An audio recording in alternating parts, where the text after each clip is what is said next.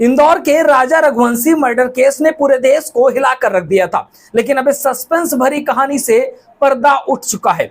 Meghalaya police ने इस बड़े मामले का एक बड़ा खुलासा करते हुए राजा की पत्नी सोनम रघुवंशी समेत 4 लोगों को गिरफ्तार कर लिया है। आपको बताते चले कि सोनम यूपी के गाजीपुर में मिली, जहां से उसे मेघालय ले जाया जाएगा। ये खबरें सुनकर हर कोई हैरान है, क्योंकि जिस सोनम को लोग लापता समझ रहे थे, वो अब उसी हत्याकांड की मुख्य साजिशकर्ता होने का आरोप उसके ऊपर लग रहा है। राजा के बड़े भाई विपिन रघुवंशी ने इसकी पुष्टि की है कि सोनम ने कल देर रात अपने भाई गोविंद को फोन लगा करके जानकारी दी थी। आइए जानते हैं आखिर इस केस में कब, कैसे, क्या क्या हुआ। नमस्कार दोस्तों, मेरा नाम है प्रकाश सिरारे। चलिए पूरे मुद्दे को हम विस्तार से बताते हैं कि कब क्या हुआ। पिछले 16 दिनों से ये मामला बहुत ही हाई प्रोफाइल मामला था, पूरे देश में बहुत ज्यादा चर्चा का विषय था। सबसे ज्यादा चर्चा इस बात की थी कि राजा रघुवंशी का मर्डर करके उसकी पत्नी को लोगों ने गायब कर दिया है या फिर बेच दिया है। लेकिन कहानी ही बदल गई जब कल सोनम अपने भाई को फोन करती है। अब कैसे क्या कहानी थी समझ लेते हैं। हनीमून के लिए गए थे ये कपल। 11 मई 2025 को इंदौर के 29 साल के बिजनेसमैन राजा रघुवंशी और 25 साल की सोनम की शादी होती है। शादी के ठीक 9 दिन बाद 20 मई को ये नए नवेले जो जोड़े हैं वो हनीमून के लिए मेघालय के लिए निकल पड़ते हैं। 22 मई को दोनों शिलांग के एक होम स्टे में जाकर के रुकते हैं। अगले दिन 23 मई को चेरापूंजी के पास निग्रीट गांव में double decker living root bridge देखने गए, लेकिन यहीं से कहानी में ट्विस्ट शुरू हो जाता है। 23 मई को दोपहर को सोनम ने अपनी सास को फोन किया। काल में वो हाँफ रही थी, बोली हम जंगल में हैं।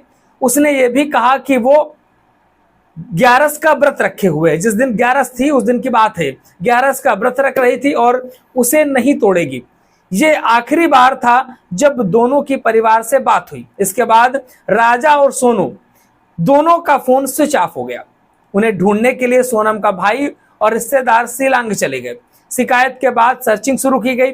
सर्च के दौरान दोनों की किराए की स्कूटर, जो वहां पर किराए में स्कूटर ली थी उन्होंने, वो 24 तारीख को लावारिस हालत में मिलती है। अब जब स्कूटर मिलती है उसी समय राजा का शव भी मिलता है। 8 दिन की तलाश के बाद 2 जून 2025 को मेघालय पुलिस को वेई सेंडोंग वाटरफॉल के पास एक गहरी खाई में राजा का सड़ा गला शव क्षत हालत में मिलता है। राजा के दाहिने हाथ पर राजा वाला टैटू लिखा था, उसके हाथ में राजा टैटू लिखा था, तो उस टैटू से उसकी पहचान हुई। थोड़ी देर में एक औरत की सफेद टी शर्ट भी मिली।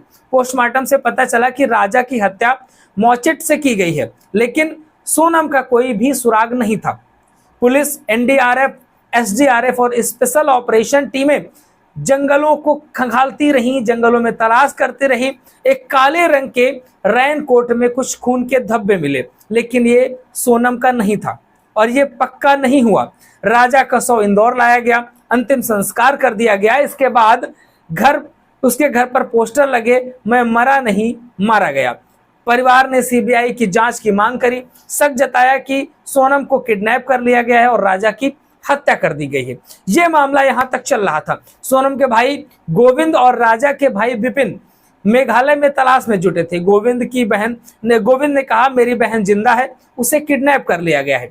पुलिस शव को ढूंढ रही थी, लेकिन उसे जिंदा ढूंढना चाहिए था। परिवार ने दावा किया कि पास में बांग्लादेश का बॉर्डर है, शायद सोनम को वहां कोई ले गया है, शायद बांग्लादेश में जाकर के बेच दिया है। लेकिन 8 जून 2025 को इस केस में एक ट्विस्ट आ जाता है। ट्विस्ट क्या आता है? जब वो ट्विस्ट आता है वो सबके होश उड़ा देता है। मेघालय पुलिस ने ऐलान किया कि सोनम रघुवंशी को गिरफ्तार कर लिया गया है। डीजीपी नोग्राग ने बताया कि सोनम के साथ 3 और लोगों को हिरासत में लिया गया है। सोनम ने अपने भाई गोविंद को फोन करके कुछ अहम जानकारियां दी, जिसके बाद पुलिस ने उसे पकड़ा। राजा के बड़े भाई विपिन ने भी इसकी पुष्टि करी।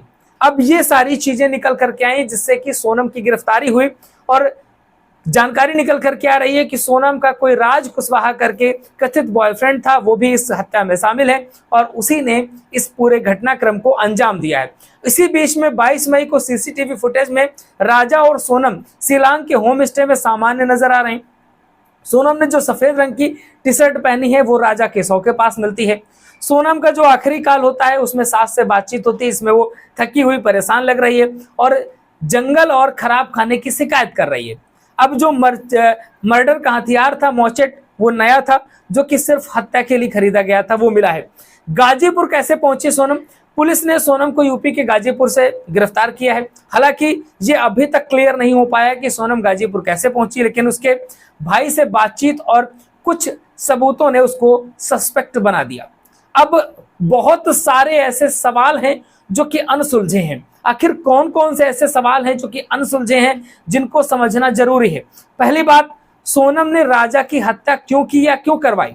दूसरा है कि क्या ये कोई निजी दुश्मनी थी या फिर लूटपाट का मामला था? तीसरा है मामला कि बाकी 3 लोग कौन हैं, क्या वो लोकल के थे या फिर इंदौर से उनका कोई कनेक्शन है? अगर सोनम लापता नहीं थी तो इतने दिन तक कहां रही? क्या उसे छिपाया गया था? क्या परिवार का किडनैपिंग का सिर्फ भटकाने के लिए था?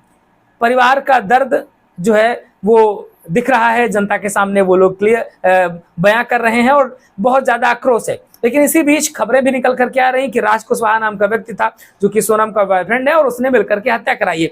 अभी तक इसकी कोई पुष्टि प्रशासनिक रूप से नहीं की गई है। जब तक इसकी पुष्टि होती है हम आपको अपडेट लगातार देते रहेंगे। चैनल के साथ जुड़े रहिए, सब्सक्राइब नहीं किया कर लीजिएगा। फेसबुक पर देख रहे हैं तो प्लीज फॉलो जरूर करिएगा।